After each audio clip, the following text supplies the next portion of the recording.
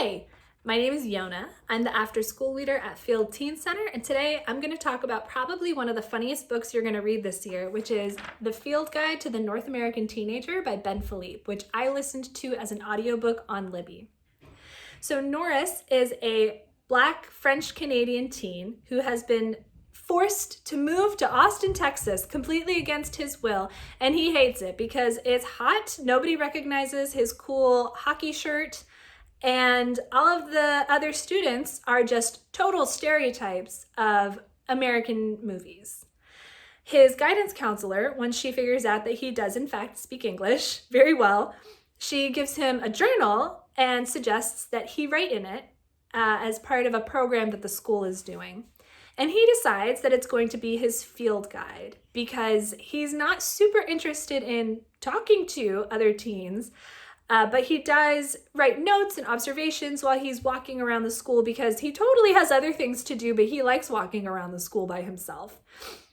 So each chapter is set off by some of his observations from his book, which include things like the mating habits of the beta cheerleader or the feeding habits of the high school math teacher. And they're really funny and snarky, and they set the tone for some of the people he's going to meet and some of the lessons he's going to learn. So while he is wandering around, he does inevitably run into some real life humans and ends up having to meet and talk to them. He has a sort of unfortunate run-in with a bunch of cheerleaders, or Madisons, as he's decided they must all be named. It turns out one of them is actually named Madison, and he has to learn to make peace with her because he tries to get a job at her dad's restaurant, and they end up working together really closely. He also gets to know Arti Puri, who is the school manic pixie dream girl, art girl, rebel girl, who he is fascinated by. And he also gets to know this rich kid stoner who ends up trying to get him involved in other activities that put him in touch with Harry Armpits, aka Patrick, who is one of the jocks. And the more he gets to know these people, the more he starts to see them beyond just their labels that he has given them or that society has given them.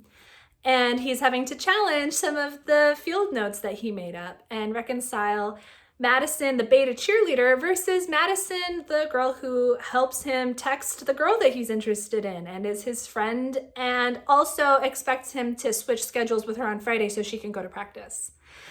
One of the things that I really enjoyed about this story is that aside from the humor being really engaging and enjoyable, Norris is kind of a hypocrite, and you get to watch him realize that throughout the story.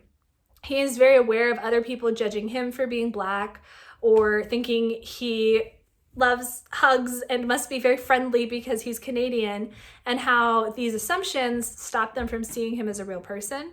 But he's doing the exact same thing to everybody all day long. So, oops. But all the same, despite all his snark, he's really somebody you want to root for. And there were so many moments where I was just like excited and happy when things were going well. So it was a fun story, and I really hope you check it out. You can definitely leave us a comment about this story or any others, or books that you would like us to talk about. You can reach us by email, which I'll make sure to put in the video description. We are on Instagram, and you can DM us. And I would love to hear your field notes on somebody at your school or yourself, or just something you liked about this book. Definitely leave us a comment. We'd love to hear from you.